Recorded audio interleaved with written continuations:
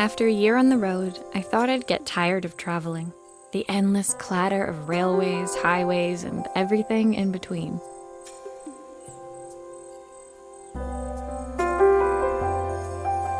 But as my train pulled into the station at Bellariva, I felt every bit as excited as the first day of my journey. A whole year. It felt like a lifetime. The places I'd seen, the people I'd met, of course, the forgotten treasures I'd given a new lease of life along the way. I'm a restorer by trade. Bringing our most beloved possessions back to life is what I love to do. I'd been traveling for months, working my way from one town to the next, fixing everything from family heirlooms to VCRs. Bellariva was my chance to take a break. Unfortunately, that would have to wait until after I'd unpacked.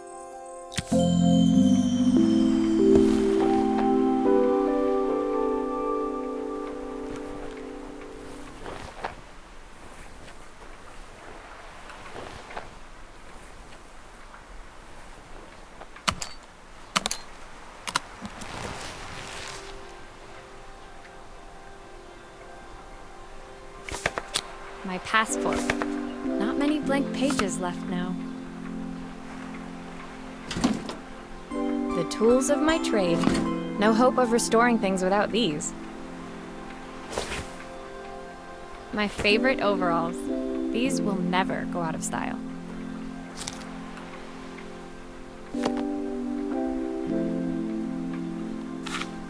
My parents took this after I made my first repair.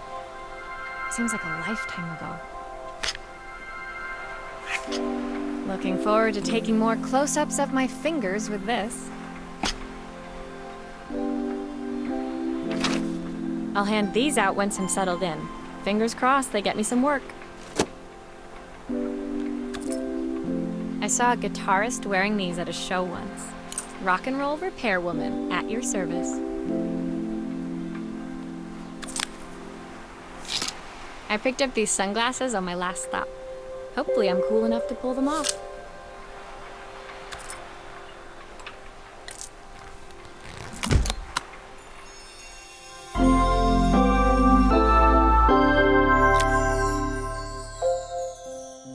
Finally, I'd made it to Bellariva. I'd come for the food festival, taking place in a few days' time. After living off TV dinners and instant ramen for the last few months, I was craving a decent meal.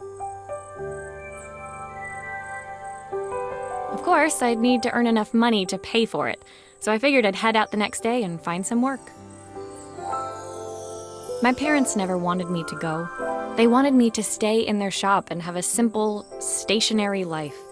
I knew there was a world out there, beyond the four walls of our antique store, that I had to be a part of.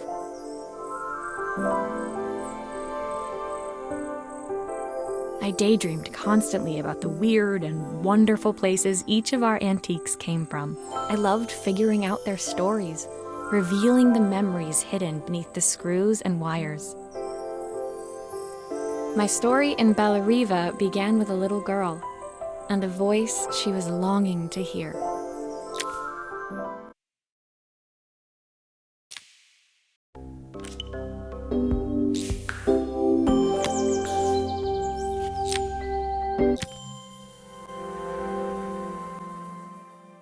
It was my first morning in Bellariva, and I couldn't wait to leave my hotel and explore.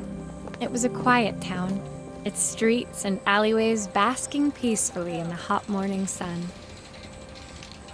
In the main square, meanwhile, preparations were underway for the festival in a few days' time.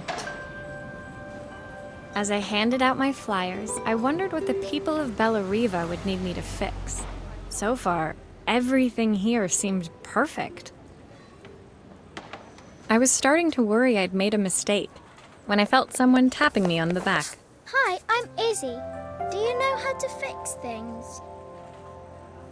It was a little girl, maybe 7 years old, who must have gotten hold of one of my flyers. She rummaged around in her backpack until she hauled out a battered red cassette deck. My tape is broken and I can't make it work anymore. I tried to fix it myself, but there's this metal thing in the way. Can you try?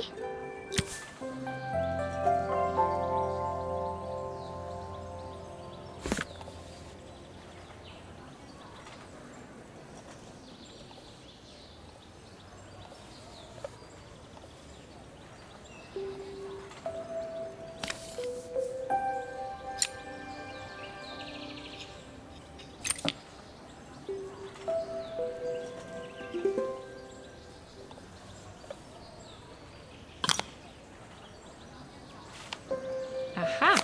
Those batteries look like they need replacing. Luckily, I have some spares.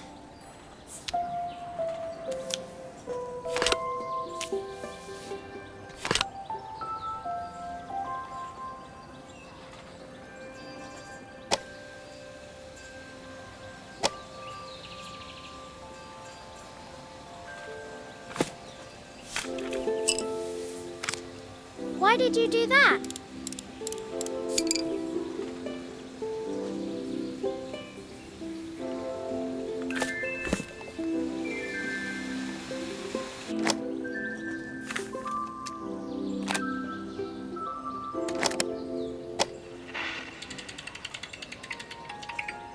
Will you dream a dream for me? If I sit by your side and hold you so tight, know that I will always love you, even though should we make sure I both screw know everything back that together. we must say goodnight. Good night, my darling.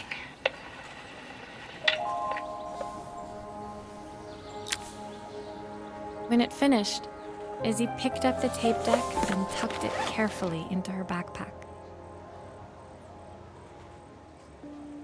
Thanks, Maria. You're the best person at fixing things ever. No problem. Who was that singing? They're very good. It's my mum. She's not here anymore. Izzy trailed off. It was the kind of silence a cassette tape would never be enough to fill. When Izzy's friends called for her, she dug deep into her pockets, looking for something to pay me with. Eventually, she produced a grand total of a stick of gum, 3 mismatched buttons, and a yo-yo. I usually preferred a check, but Izzy looked so serious, I wrote out a full receipt. She seemed like a happy kid, but beneath it all, part of her life had been shattered. A part I wouldn't be able to fix.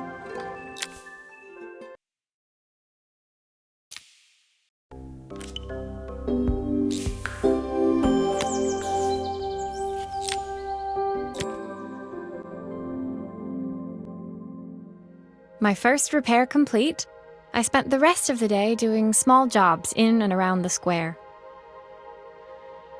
I was exhausted when I got back to my hotel and found a message asking me to make one more visit. The address led me to a quaint little house, a stone's throw from the beach. Bathed in the evening light, it looked beautiful, in spite of its flaking paintwork and chipped tiles.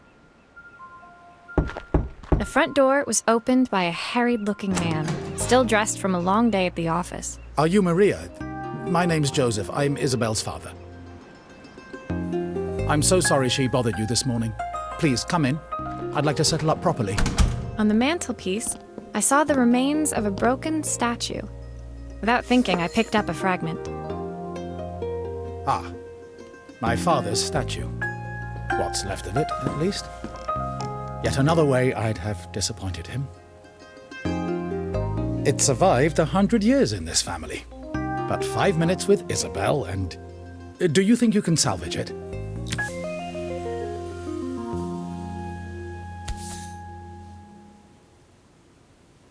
Will you be able to see the glue afterwards? I don't want people seeing the cracks.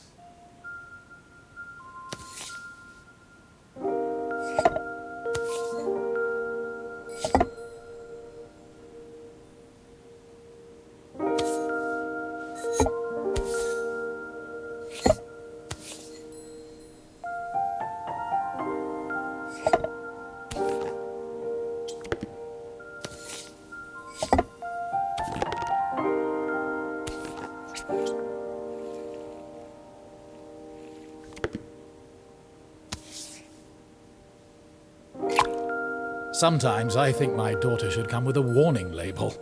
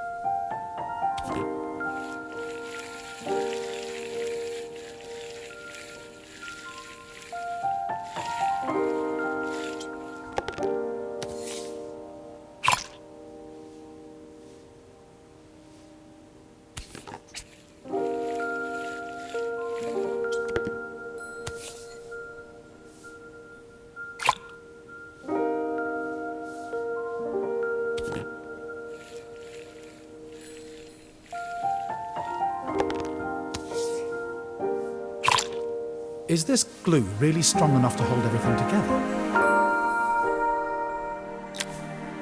Thank you, Maria. It looks as perfect as it ever did.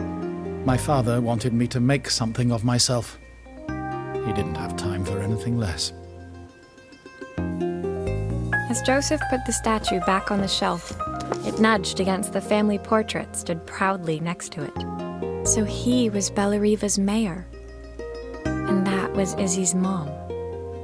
They must both miss her so much. Sorry, I'm a little tired. I've been working late getting things sorted for the festival. There's only a few days to go. Looks like I'll be working late. Again. When I told my parents I wanted to leave, they always found an excuse to be busy, to avoid talking about it. I guess keeping themselves occupied was their way of pretending it wasn't happening. Joseph's work must have been taking up so much of his time. But maybe that was what he wanted. I just hoped he was finding enough time for Izzy, too.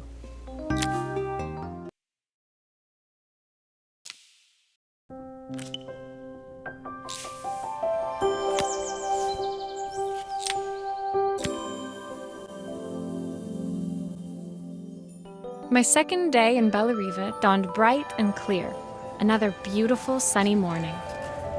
Walking into town, I passed cafes overflowing with customers cradling their morning coffees. I stopped, breathing in the smell of roasted coffee beans and freshly baked pastries. I was about to go inside when the owner of Carmen's, the cafe next door, stopped me. Hello, Maria? Were you here yesterday handing out flyers? I have a job for you. Her place was petite, tucked between its competitors as if hoping they wouldn't notice.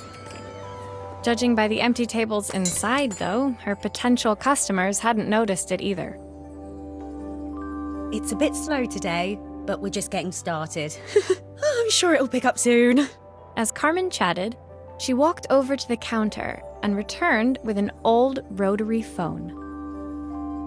At least I've got plenty of time to practice my recipe for the festival. It's a new special I've been working on. I was hoping to call my sister for some, seasoning tips, but it won't connect. Can you see if you can figure out what's wrong?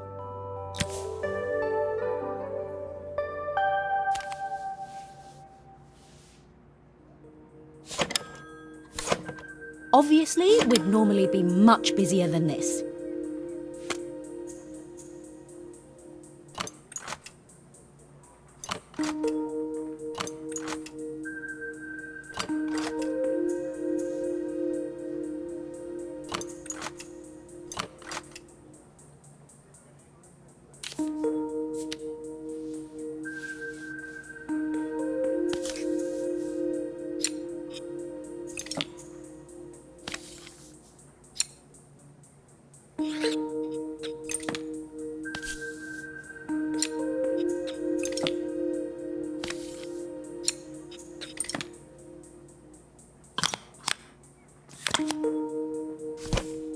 you can fix it, can't you? I can't afford to replace it.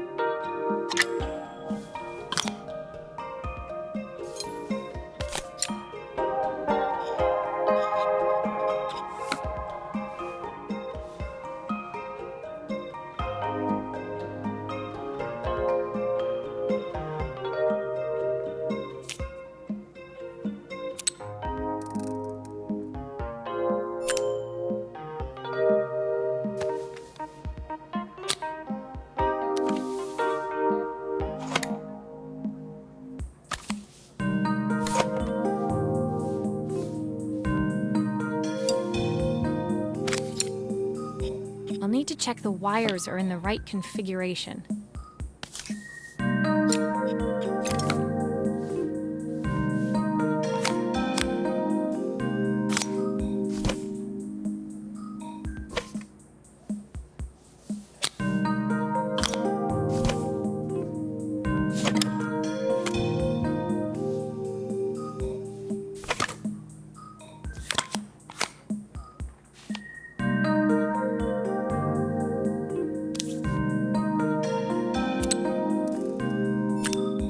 Looks like this new circuit board is all hooked up.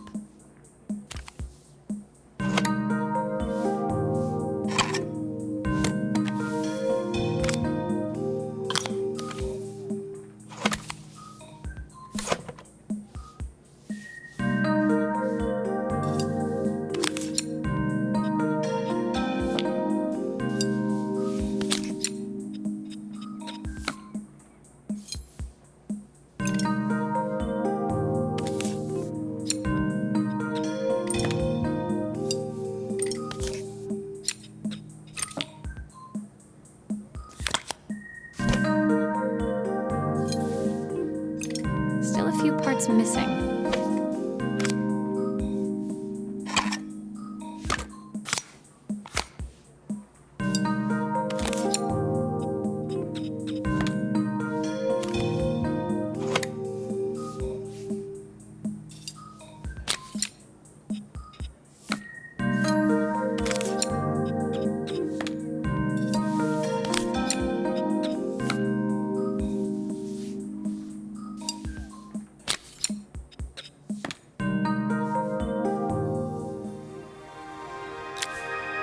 When I handed the phone back to Carmen, she seemed almost reluctant to take it from me. So it's all working now, is it? I don't have to leave it to dry or let it cool down? Nope, it's ready to go. It'll be ringing off the hook in no time. That's if I can pay my phone bill anyway. And the rent, and the suppliers. Anyway, take a seat and I'll be right with you. Your coffee's on the house. I sat at one of the empty tables, while at the counter, Carmen had started dialing the phone. Hello! How's my favourite sister doing today? As she talked, Carmen became more and more tense. This didn't seem like a call for some cooking advice. I know I still owe you from last time, but I can't afford to take part in the festival if I don't pay. I could almost feel the eye roll at the other end of the line. You don't need to be here, though. Can't you just put the check in the post? When the call ended, Carmen brought me my coffee, her hands trembling. Sorry about that. My sister's decided to fly in for a visit. Oh God, I have to get ready. Actually, I might have another job for you. Can you come by tomorrow?